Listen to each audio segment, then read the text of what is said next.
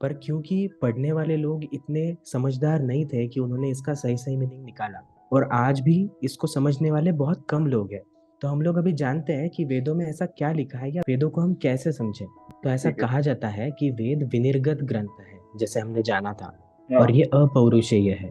तो वेदों की एक क्वालिटी है कि वेद ऐसा ग्रंथ नहीं है कि आप इसका, है ना, एक एक वर्स को जानो, एक एक श्लोक को, और इसको संस्कृत के ग्रामर के हिसाब से तोड़ो और फिर हाँ। समझो कि अच्छा इस वर्ड का ये मीनिंग है, इस वर्ड का ये मीनिंग है, तो ये श्लोक का ये मीनिंग है। ऐसे हम वेद को नहीं समझ सकते।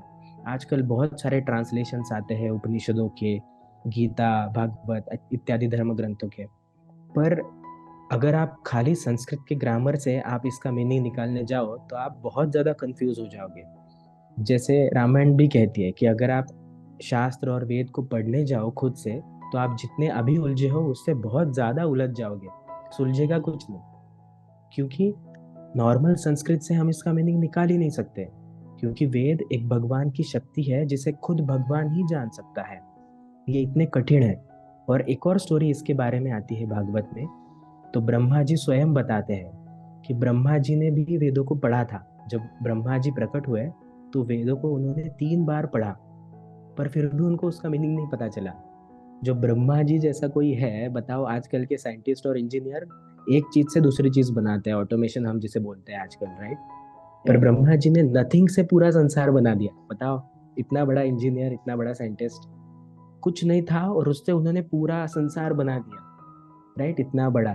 तो ब्रह्मा जी जैसा कोई पर्सनैलिटी है, वो भी कह रहा है कि भाई मैं वेदों को नहीं समझ सका 3 3 बार पढ़ के, तो भगवान ने उनको उसका ज्ञान दिया, तब ब्रह्मा जी ने वेदों को समझा। तो हम किस खेत की मूली है, बताओ, कि हम संस्कृत लैंग्वेज अप्लाई करके एक एक श्लोक का मीनिंग जाने। सही है कि नहीं? हम तो नहीं समझ सकते इसे। हाँ। तो तभी हमें नीड है एक सेंट की। तो सेंट्स वो पर्सनैलिटी है जो हम जैसे ही थे, पर जिन्होंने भगवान को प्राप्त कर लिया। तो वो क्या करते हैं कि वो हमें आके वेदों का मीनिंग समझाते हैं। यानी वो समझाते हैं हमें कि हमें भगवान तक कैसे पहुंचना है, हम कौन है, ये संसार क्या है। वेदों की पूरी नॉलेज ये हमें प्रदान करते हैं, और वेदों के अनुसार ही बताते हैं कि भगवान तक जाने का क्या मार्ग है। पर ये काम कौन करता है? खरा खरा संत। वही ऐसा है जो वेदों का मर्म जानता है, और उसी के थ्रू हमें वेदों शास्त्रों का मर्म जानना चाहिए। खुद से अगर हम ट्रांसलेट करें या ऐसे ट्रांसलेटेड मीनिंग्स पढ़े, तो हम समझने के अलावा और उलझ जाएंगे, और हो सकता है हम गलत मीनिंग भी निकाल लें और दुर्भावना कर बैठे। जैसे आज अभी तुम लोगों ने बताया कि यूथ को ऐसा लगता है कि अलग अलग जातिवाद सब कुछ हिंदुइज्म से ही आया है। एक पर्सपेक्टिव बन गया है यूथ का आज के ज़माने में।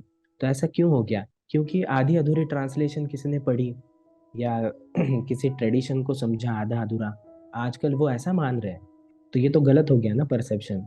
तो इसीलिए हमें किसी एक सेंट के गाइडेंस में इन सारे वेदों की, उपनिषदों की थीम को समझना चाहिए, ना कि खुद हम इसे संस्कृत ग्रामर का बुक लेके पढ़े।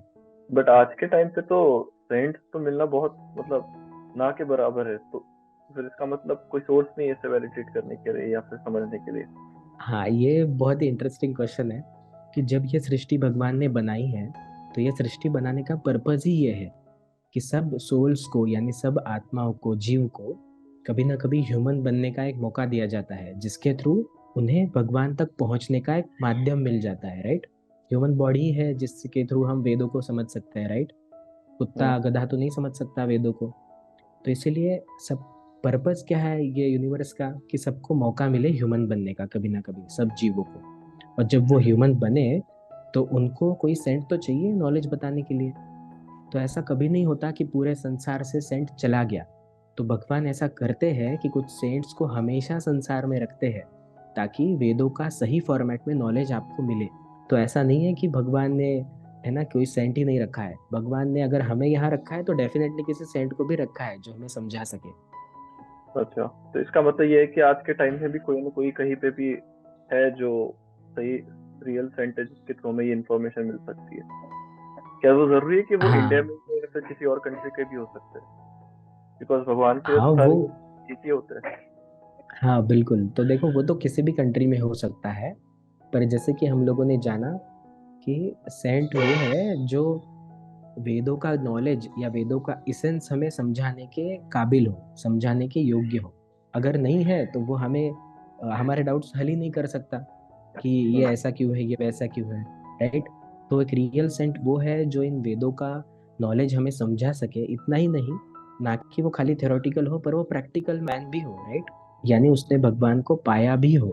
यही तो बात है कि वो थ्योरेटिकल और प्रैक्टिकल होना चाहिए, राइट। अपने वेदों के या भगवत गीता इनके माध्यम से हमें कुछ चीजें बताने की कोशिश करते हैं कि उनका रेफरेंस देख, पर वो कितने लिजिड है ये हमें पता नहीं है।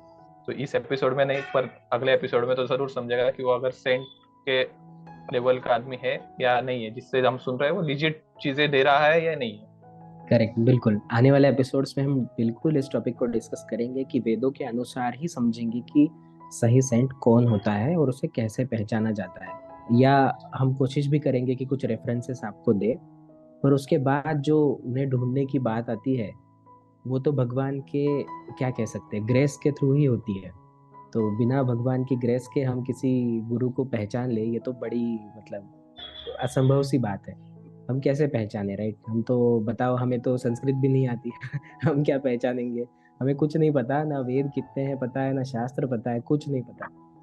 तो ये सब भगवान की ग्रेस से ही होता है कि वो किसी जीव को किसी संत से मिला देता है। पर हमें पता तो चलना चाहिए, एटलीस्ट हमारे अंदर जिज्ञासा होनी चाहिए कि भाई मुझे मिलना है किसी रियल सेंट को, और जिसके थ्रू मुझे ये सारे वेद समझने हैं, राइट। एटलीस्ट इतनी तो, क्या कहते हैं, क्यूरियोसिटी हमारे अंदर हो। तो बस यही डेवलप करने के लिए और थोड़ा बहुत समझने के लिए हम अगले एपिसोड्स में एक टॉपिक में इसके ऊपर डिस्कस करेंगे।